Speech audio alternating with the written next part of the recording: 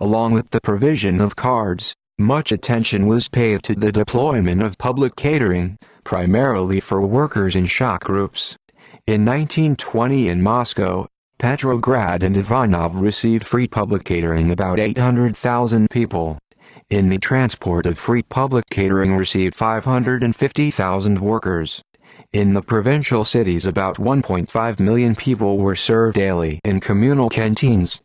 Dinners were given on cards in excess of the natural rations received by workers.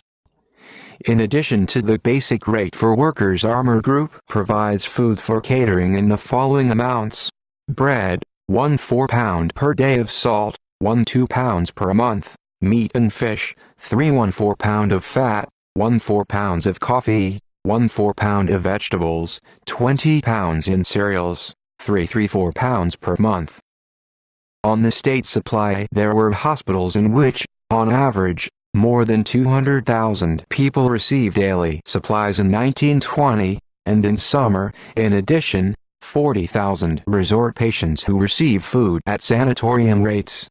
On the state supply, there were also refugees, mobilized, prisoners, about 300,000 people, prisons and almshouses and patronages, 138,000 people, etc.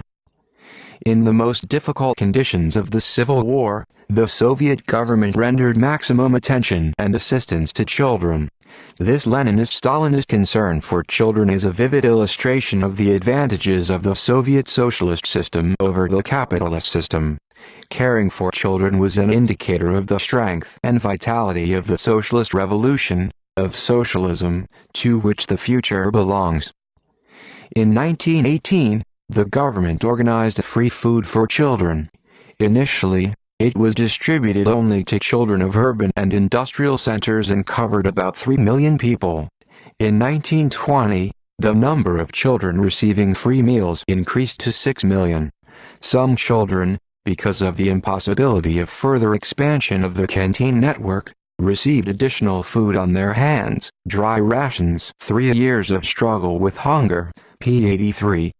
The Soviet government also provided significant support to the families of fighters, commanders and political workers in the Red Army. These worries were expressed in direct material assistance to families called to the Red Army, in giving the Red Army the right to send food to their families, to help families called to the Red Army in cultivating the land, harvesting. This assistance was also expressed in the benefits for members of the Red Army family and the provision of their products on the cards, Red Star. The total number of members of the Red Army family, supplied with Red Star cards, according to the data of the Defense Council of August 20, 1920, was 3,177,000 people. By the end of the Civil War, there were about 30 million people on state supply, including all categories of consumers.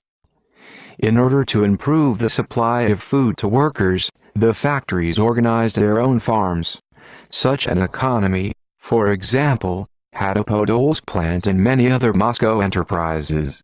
The factory administration of the Shojwar factory took 68 desiatines of land to the workers for vegetable gardens. Kramatorsky plant received in the spring of 1920 from the land department task to sow 227 acres of land for different crops. The organization of subsidiary farms, enterprises, vegetable gardens for workers and Soviet farms was an additional means of supplying workers and employees. In necessary cases, not only was the land allocated, but material and agronomic assistance was provided. However, despite the complete centralization of the entire distribution of card products, which played a major role in supplying workers, the market also had a great importance, buying products for money.